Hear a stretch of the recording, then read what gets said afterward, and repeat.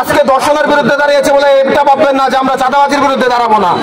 আজকে আমরা শুধু দর্শনের বিরুদ্ধে না, আজকে চাঁদাবাজি সহ নারী নির্যাতন সহ সকল কিছুর বিরুদ্ধে আমরা ছাত্র সমাজ এক আছি।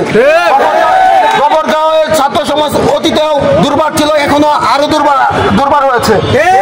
আগামী দিনে যদি আমার গবরগাঁর কোনো বোনের দিকে যদি কেউ কুদৃষ্টিতে তাকায়, আমরা ওর চোখ তুলে ফেলবো এবং পা ভেঙে।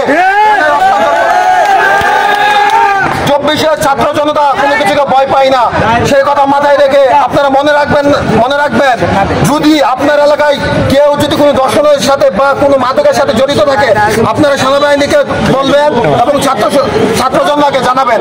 যদি ছাত্র জনতা কোনো পদক্ষেপ নিতে না পারে, সেনাবাহিনী কোনো কিছু করতে না পারে, আমরা সাধারণ জনগণ ওদের দাঁত ভাঙা জবাব দেব। আর দর্শনকারীদের কোনো রাজনৈতিক পরিচয় নাই, কোনো ব্যক্তির কোনো পরিচয় নাই। যেই দর্শন করুক, আমরা ছাত্র সমাজ রাজপথে আছি, ওদের দাঁত ভাঙা জবাবে আমরা দেব।